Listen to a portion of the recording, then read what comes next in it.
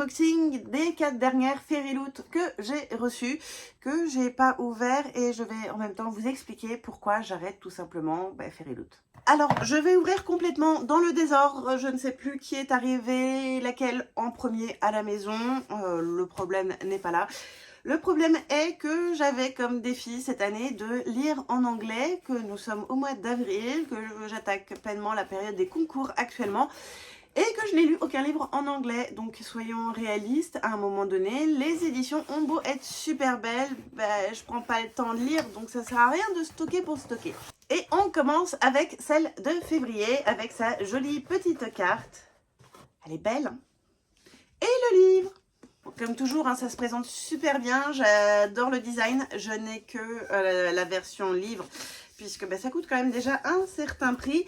Mais en attendant, voilà, les bouquins sont super beaux et restrictions budgétaires obligent, je ne peux pas continuer à payer des livres que je ne lis pas.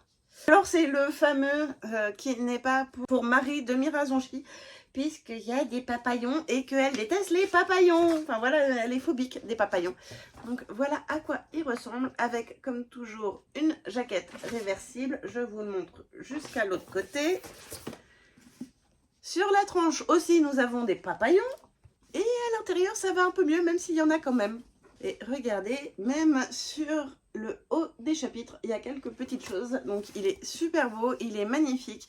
Il ira très bien dans mes livres VO. Mais voilà, il ne sera pas lu tout de suite.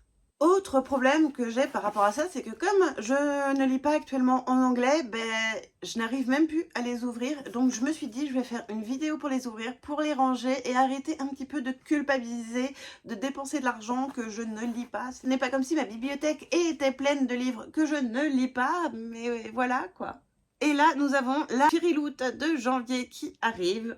Trop beau, non? Comme toujours, bien emballé, hein, et on va essayer d'attraper tout. Mais ça ne veut pas sortir. Ah, il y a une grande carte avec. Oh, elle est trop belle. Oh, elle va être bien sur mon mur à cartes. Voici le livre. Alors lui, je l'ai vu passer pas mal de fois. Apparemment, c'est une romance avec un petit peu d'imaginaire dedans, mais qui est très axée Régence. Et j'avoue que là, ils sont quand même fait fort, hein, parce que waouh. J'ai l'impression de retrouver les anciens livres, vous savez, que les grands-parents pouvaient avoir chez eux, et je trouve ça juste magique. Puis comme toujours, hein, c'est décoré à chaque tête de chapitre. Et l'intérieur est juste sublime, hein, avec, j'adore la petite fontaine et les petits tourtereaux qui sont trop mignons. Et l'autre n'est pas pareil au niveau des NPGs. Donc voilà, j'avoue que j'espère pouvoir quand même le sortir d'ici la fin de l'année. Ça serait pas mal. Et du coup, vous n'hésitez pas à me dire en commentaire si vous lisez en VO, si vous avez envie de lire en VO ou si vous préférez tout simplement attendre que ce soit traduit. Voilà, celle de mars. Oh, j'adore. Oh, il va voler un petit... Je sais pas, voilà, je vous le zoome. Il va voler un petit truc là. J'aime beaucoup. Et il faut que tu arrives à l'attraper. Il s'était caché. Je le sors tout doucement. Hop.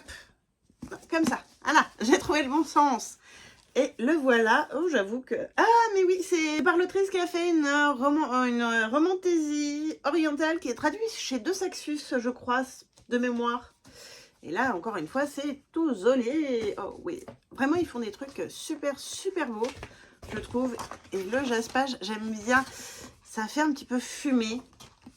En même temps, il y a un petit thé là, donc de la fumée de thé, c'est pas très étonnant. Et donc voilà, les pages qui ne sont pas tout à fait les mêmes puisque les personnages changent entre les deux pages. Et cette fois-ci, c'est une jaquette simple, hein, puisque le deuxième côté n'a rien du tout. Oui, vraiment beaucoup plus simple parce qu'il n'y a rien non plus au niveau des en-têtes de chapitre. Donc voilà, encore un que je dois lire. Oh, mais il y a plein de choses dans celle-là. Oh, alors déjà, on a la carte avec le mot de l'autrice. Et cette jolie carte également pour la Fairyloot du mois de décembre. Donc quand je vous dis que ça traînait depuis un moment, c'est vraiment... Enfin, je l'ai reçue en janvier, celle-là. Du coup, c'est un peu dommage parce que je voulais reprendre la lecture en VO, aussi bien en anglais qu'en espagnol. J'ai un bouquin qui m'attend en espagnol. Et j'en ai je ne sais combien qui m'attendent également en anglais. Et je n'ai strictement rien lu. Oh, j'adore. Ça, je trouve ça super joli. Pour ceux qui ne le savent pas, je suis une ancienne passionnée d'Égypte antique. Et ben, j'adore ça, je trouve ça trop joli. Donc vraiment, celui-là, il va rester dans ma palle, quoi qu'il arrive, à cause de la beauté de l'objet livre. Enfin, dans ma palle, dans ma bibliothèque, même si je ne les lis pas et qu'il ne quitte jamais ma palle. Mais regardez-moi ce beau bébé! Et les deux se répondent. Je ne sais pas si vous allez voir correctement, mais ça se répond. Oh, j'adore, il y a une timeline égyptienne en plus. Oh, c'est génial. Oh, j'adore, c'est trop beau. Et ça, c'est la séparation des parties. Donc voilà, j'arrête la filerie loot tout simplement parce que je n'ai pas le temps de lire en VO, pas l'énergie non plus, et que en prime, ben, d'un point de vue budget, il faut que je me restreigne actuellement, au moins le temps que la situation s'améliore. Donc voilà, donc n'hésitez pas à me dire vous, si vous êtes plutôt team VO, team VF, et si vous lisez en VO, est-ce que vous lisez en anglais exclusivement, ou est-ce que vous préférez lire dans d'autres langues? Dites-moi tout ça en commentaire et je vous dis à très bientôt sur une autre vidéo. Bye!